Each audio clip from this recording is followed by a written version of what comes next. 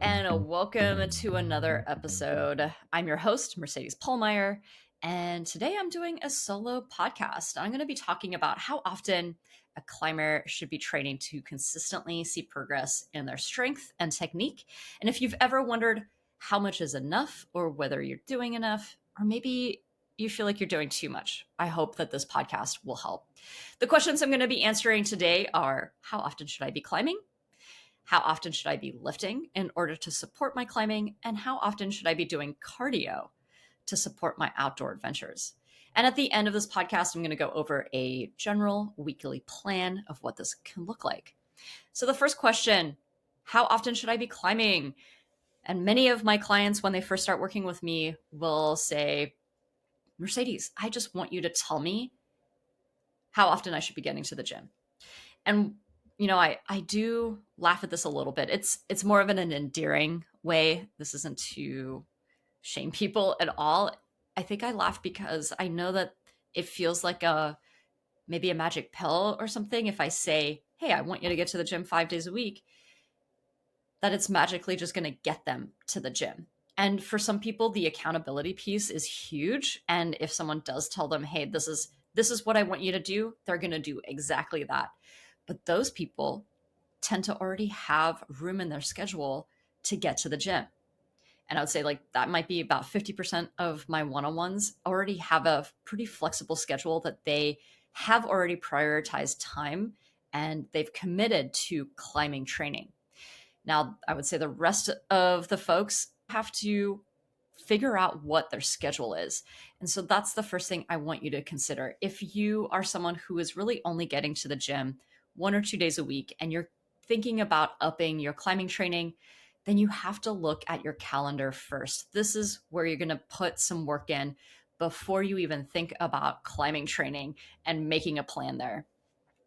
You have to be realistic first about the time that you're spending at the gym. So first, just consider how much time you're spending at the gym, how much time does it take to get to the gym and come back home, and block that time off. And I would try to find, maybe at least 4 times a week that you can do that. So be realistic with your calendar, with your schedule, and your own priorities. And I know that many of us, we're really busy, especially if you have a family, you have kids, maybe you like to do other things apart from climbing, then you have a lot of priorities. But it's hard to chase multiple things. And you know the saying, chasing multiple rabbits at the same time, you end up actually catching none. So if you're really considering dedicating a lot of time to climbing training, then make sure that you're prioritizing yourself and blocking off these times, but you want some wiggle room in the week for a backup plan. And I would say that my most successful clients are the ones who are able to have a backup plan. Let's say they skipped a workout one day, but they're able to fit it in the next day. And there is kind of a general rule where if you skip one workout, that's totally fine. But if you're skipping 2 or 3 workouts in a row, now it's time to reconsider your structure in your calendar or reconsider your priorities.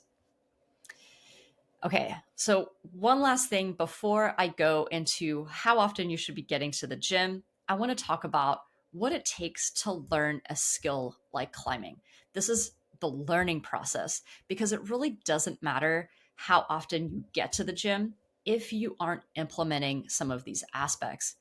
Now, the most important piece of learning a skill is deliberate practice. And this is where you are deliberately and intentionally, you're in the moment focusing on the movement that you want to work on. So let's say today I want to work on my footwork. I'm not going to choose maybe 4 different drills to work on all at once.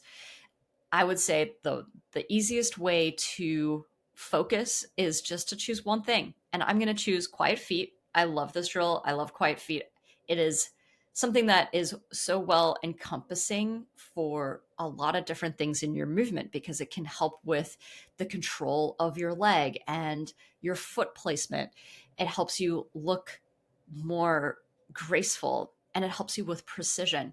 So quiet feet is wonderful. And you can just focus on this one thing and repeat it over and over again so that it becomes uh, automatic anytime that you do it. And when you do the drill well, then you just have to stop for a minute and say, wow, that was really good. I could feel that. Then that creates a positive feedback loop, and you end up doing it more often and more often. So keep that in mind. Make sure that you are really only focusing on one objective that day. Now, the second piece, so the first one is deliberate practice. The second one is repetition. And this is where you do practice over and over again. If you are deliberately practicing something, you are likely repeating it more than just a couple times. So, you want to build in the reps. And when you do this, you create the movement pattern and it sticks. Now you have this movement pattern in your toolbox that you can use at any moment. You don't even have to really consciously think about it. It becomes second nature. And all of a sudden, you're doing the correct technique for that situation. Now, the next piece of it is progressing the challenge. When you're first starting off with any technique, especially if you're newer to climbing, if you're a beginner or an intermediate climber, a lot of these techniques will feel a little funky at first. They're not going to feel normal. It's going to take a lot of thought. It's going to feel rough. And so you have to apply those techniques to something easy. And then you're going to repeat that technique over and over again on something easy. And then you can slowly progress that to harder movements. So for example, even in a session, I can do this. You can start with a warm-up, do that one focused drill. It's quiet feet in this instance. And then I'm going to progress that to something a little bit more difficult, let's say on an overhang. And when my feet cut off the wall, which sometimes will happen on an overhang, my goal is to bring my feet back onto the wall as quietly as possible. And this is one way to progress the challenge. And you do want to start making that technique more and more challenging. And that's when it's really going to be part of your movement patterns, is when you're really challenging your movement. Now, the fourth aspect is getting feedback. And really the best way for us to get feedback in the moment is to take video. And when you take video, you can stop or slow down the video and really look at how you're placing your feet.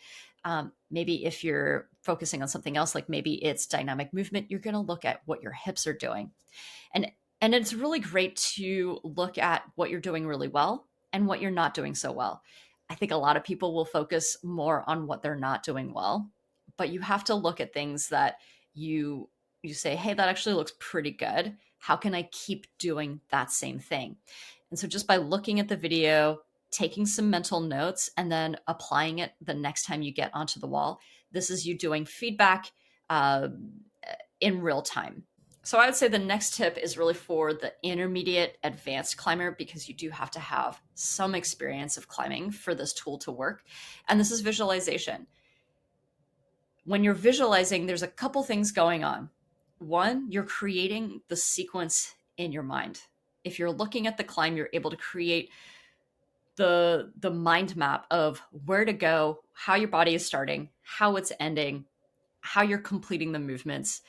And you're also able to see yourself being successful in those movements. So this is a really powerful tool. And I do wish that more people used visualization as a strategy, especially when it comes to projecting. Now, you can visualize a lot of different things. You can visualize the crux move.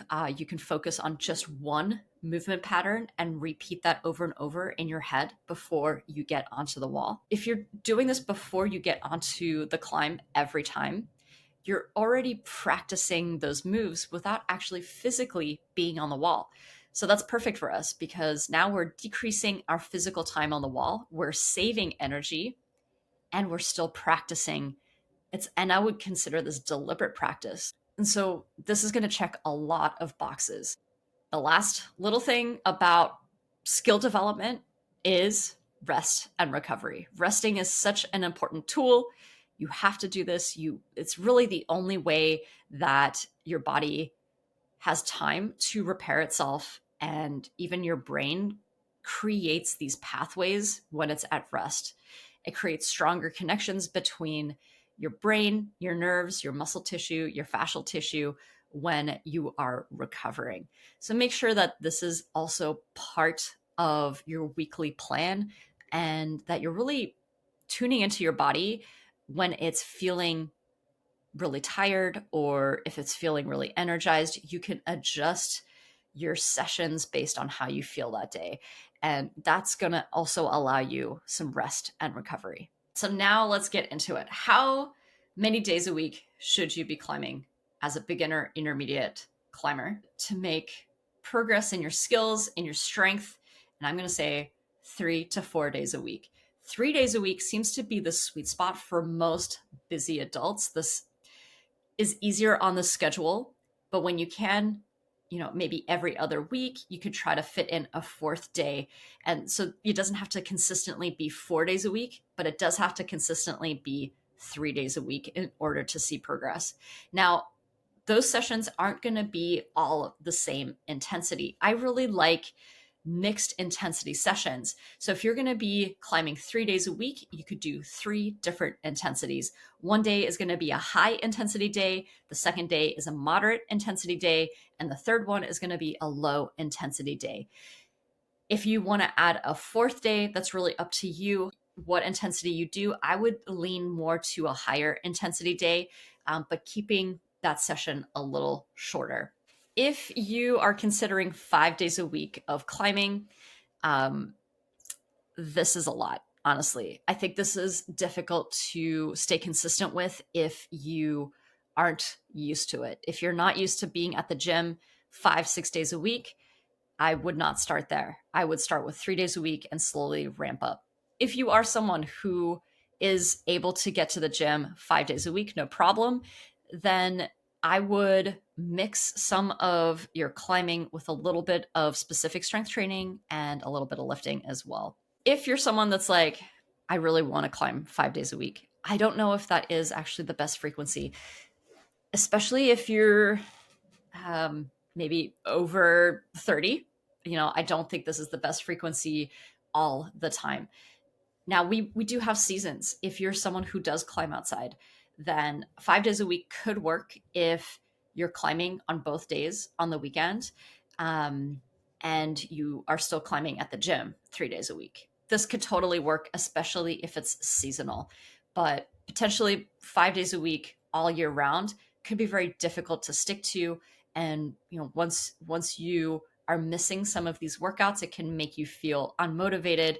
It can make you feel bad about yourself. So really, consider all of these things when you're creating your schedule. Make it feel really good. I would say if you're starting with 3 sessions a week, any other session is a bonus. And then make sure that you're applying these elements of skill development. So anytime in your session, if you are falling, ask yourself, what can you do differently before you get onto the climb again? And you're almost like hacking the system for skill development if you're implementing deliberate practice and feedback and a little bit of self-coaching. And for me personally, I climb 3 to 4 days a week. I do the same thing, 3 days a week for sure. And 4 days is like a bonus for me. And I feel really good when I can get those 4 days in.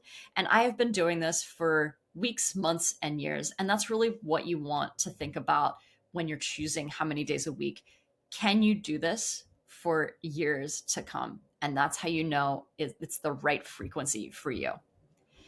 The next topic I want to talk about in terms of frequency is how often you should be lifting. And this is lifting to support your climbing.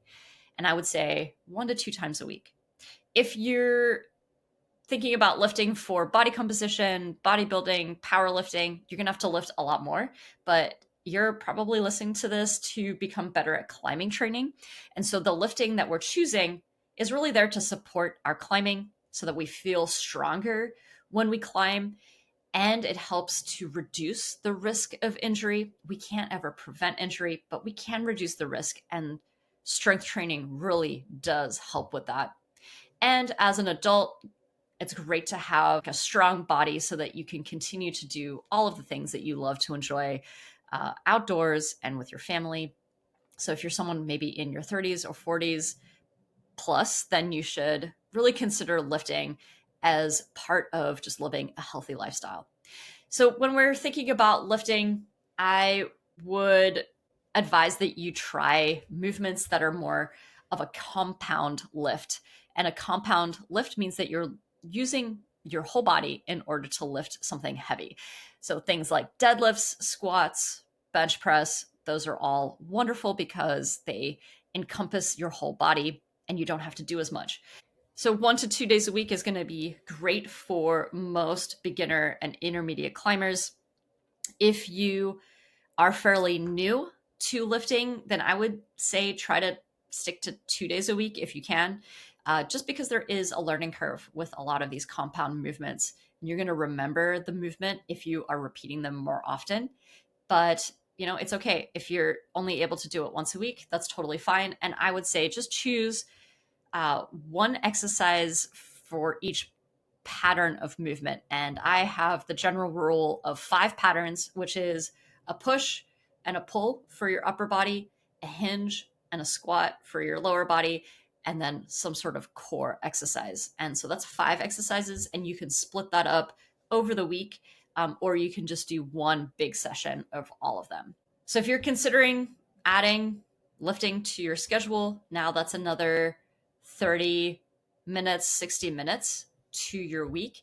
Make sure that you are first prioritizing your climbing training and then start adding in the lifting, and make it easy for you to get to the gym. Make it easy for you to just add it on whenever you can. Now, the next one that I want to talk about is cardio. How often should you be doing cardio to support your fitness for getting to your climbing destinations? And I know that not everybody has the situation where you have to hike for a while to get to your crags. But for many of my clients, this is kind of a big factor. The approach itself can sometimes just take all of the energy that you need for climbing on your your outdoor day. And so keeping up your cardio fitness during the week is going to be important if this is someone if you're someone who needs that fitness. So I would say 2 to 3 days a week of cardio is going to be just enough to keep the fitness. If you've never really done cardio before, you're going to see an improvement just with once a week. So there are a lot of different ways to do your cardio. I really like zone 2, and this is going to be your higher end zone 2, where you are challenging yourself when you're doing your cardio. And these sessions will be at least 30 minutes. I would say mostly 45 to 60 minutes. And I do like the idea of once a week HIIT training. And this is to boost your VO2 max. It can also help you just feel stronger when you're going uphill. And it is a great tool for power development. So HIIT training could be sprinting, and you're really only sprinting for about 20 seconds, and then you're resting for about 40 seconds. There's a lot of different ways to do HIIT training. This is one way that I like to do it, and I will sprint as my HIIT training. It's the closest to walking and hiking as possible. So that's what I have decided to do. And, once a week is great for that. I wouldn't say more than once a week because it's going to leave you feeling really sore. But really, if you can focus on zone 2 more often, that's going to help just build your aerobic base. And human beings are aerobically inclined. We thrive off of having really good aerobic system. If you have a good aerobic system, then everything else feels easier. So just keep that in mind. And again, priorities. if this sounds like a lot, it is a lot. Then I wouldn't worry so much about cardio. For health reasons, I think it is good to just do some cardio when you can. Go for a walk after you eat a meal. Just get a little bit of time walking around consistently going maybe even for a short jog and then walking, but I don't want you to stress about trying to get cardio in. So let's just go over a general overview of the climbing training, the lifting, and the cardio, putting this all together. So first things first, climbing training, get to the gym 3 days a week, cycle through different intensities so that you can give your body a different stimulus and allow your body to recover. Then if you're like, okay, I'm ready to add lifting in, then you can choose a few of those compound lifts and either add it to a climbing day at the end of your climbing day, or you can do it as a separate session, and you're going to do that 1 to 2 days a week. And then lastly, if you have some time for cardio, start with 1 session a week and see how your body responds. And then you can slowly add those sessions as your body is adapting to the overall training. Try not to be a perfectionist. It's going to be hard. Yes, you have to schedule all of this out and have a backup plan. And that's the best that you can do.